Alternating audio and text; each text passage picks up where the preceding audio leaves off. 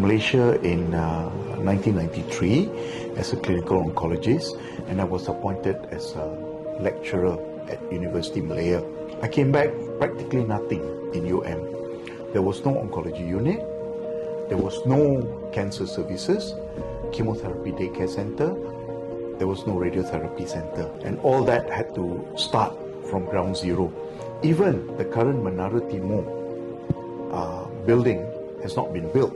Around 2002, I was head of Department of Radiotherapy and Oncology in Hospital Kuala Lumpur, and also was the National Advisor to the Ministry of Health.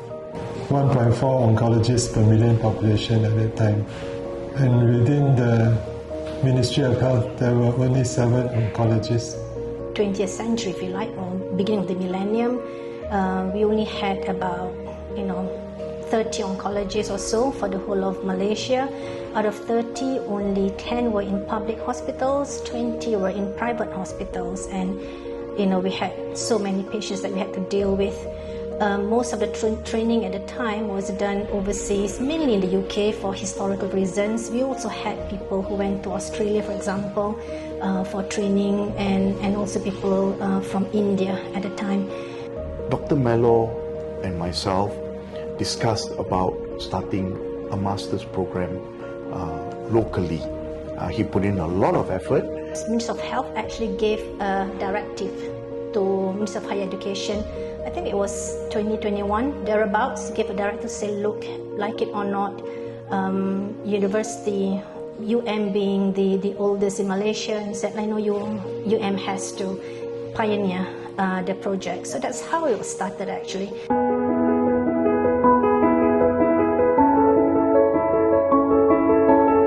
We were quite fortunate that UM was very supportive of the program, so they had funding for us to get external examiners.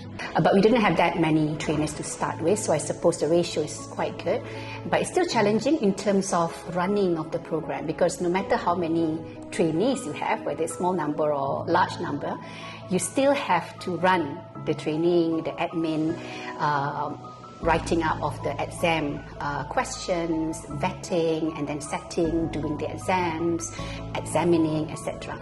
Training students is always difficult, and when you talk about training students, it is always challenging to know at what level to pitch. You need to help the students, but at the same time, you cannot be either too garang or too easy going on them, so there's always finding that level of familiarity. You need to find your own level, and you need to keep students happy.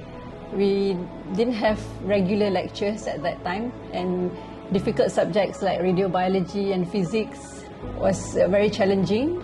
But finally, I think the consultants managed to arrange some agreement with IAEA, and they managed to introduce some short intensive courses for radiobiology and physics, and we really had to absorb the knowledge during those short courses. I really look forward to the weekly ward rounds in HUKM with Prof. Fuad, and of course to the coffee.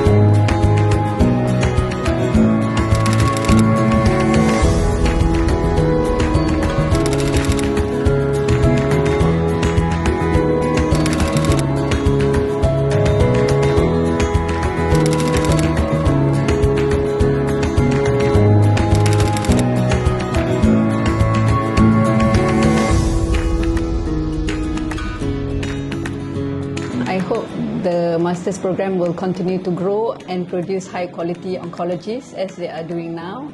And I hope the oncology fraternity for the whole Malaysia will also support the program. I think it's important for the oncology community to come together and help each other out, and at the same time foster closer relationship. The society needs to just remember the roots and integrate ourselves again. I hope that the trainees would take every opportunity to learn and excel in this program, as well as perhaps become part of the trainers as well in the future. It is hoped that the accessibility of the training program can be further improved. More people to be trained, it will be a win-win situation for all.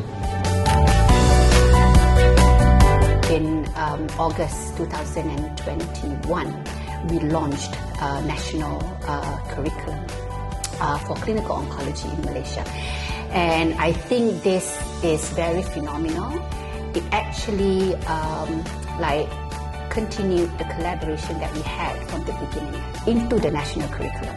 So national curriculum is designed to bring that collaboration even further and improve the training. So we've brought together two major training pathways, which is the Master of Clinical Oncology with the FRCR pathway.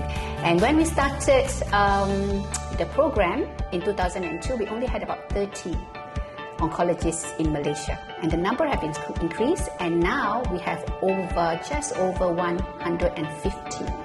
We have over 80 graduates already, so that makes up half of the oncologists in Malaysia.